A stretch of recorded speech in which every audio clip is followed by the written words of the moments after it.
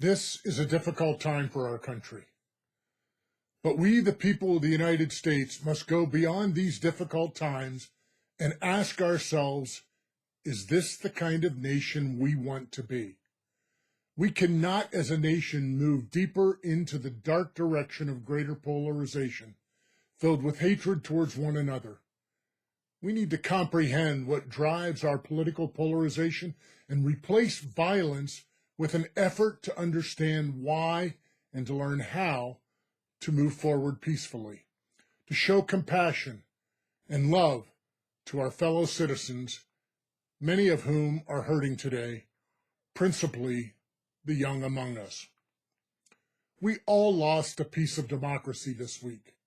We lost a piece of our freedom, our free marketplace of ideas. Political violence is a violation of the covenant of our American dialogue and history, and a fundamental value as Americans. And as such, it is a direct threat to the foundation of our free society and our core values. We who promote the exercise of political debate must not be deterred in our work to empower people to use their voice in nonpartisan, nonviolent political expression. We need peacemakers, not troublemakers, and most definitely not assassins. On the rainy evening of April 4th, 1968, while in Indianapolis, presidential candidate Robert F. Kennedy addressed the crowd after learning of the assassination of Martin Luther King Jr., saying in part, "What we need in the United States is not division. What we need in the United States is not hatred. What we need in the United States is not violence or lawlessness, but love and wisdom and compassion towards one another, and a feeling of justice towards those who still suffer within our country." I'm old enough to remember the political violence of the 1960s. Violence does not solve any of our political differences. Mr. Kirk's political views may not have aligned with yours, but the right for Charlie to express those viewpoints is also granted to all of us. The beauty of Charlie was his desire for open debate, to discuss and to challenge the opposing viewpoint to articulate their position. This will be his legacy. I believe this process of dialogue is what drew so many young people to him. The First Amendment allows for all of us the right to freedom of speech. Most people of the world are not afforded this right. We are the lucky ones. As a young person myself, I was taught that we can agree to disagree without being disagreeable. Regrettably, we must now add, without the use of violence. We must lean into nonviolent political debates and engagements and not run away from them.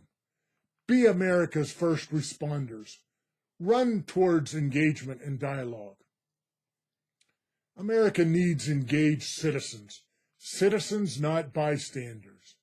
America needs us to fulfill an obligation to make our society better than the generations before us. For democracy to flourish, we must participate in today's debate so that it can lead to tomorrow's advancement. As citizens, we must hold ourselves to account. We must be the responsible ones. Begin with a respect for complete understanding of others' positions and reasoning. Engage positively and promote themes bound by commonality. Let us move forward with the intent to listen, to learn, to be more tolerant and less judgmental. It requires listening to hear, maturity and understanding, setting aside judgments, and empathy for others.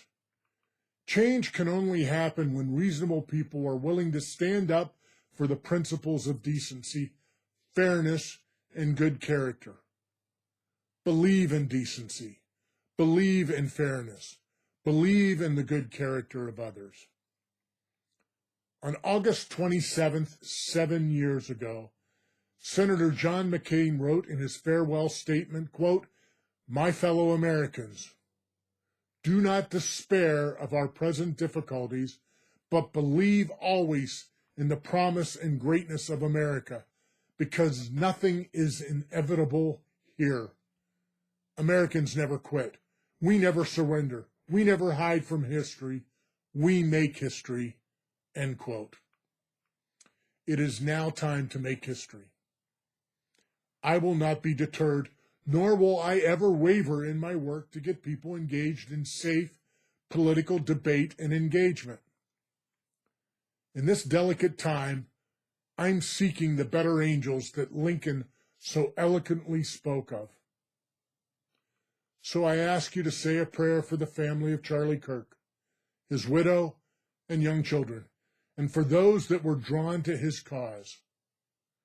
Our faith confirms to us that he is now with his Creator. I also ask you to say a prayer for our country, a prayer for the end of this violence, a prayer for a better understanding of others, and for compassion towards our fellow Americans. Let us choose a future where everyone is treated with dignity, respect, compassion, and care for our fellow Americans. This is the kind of country I want. Will you join me in dedicating ourselves to this cause?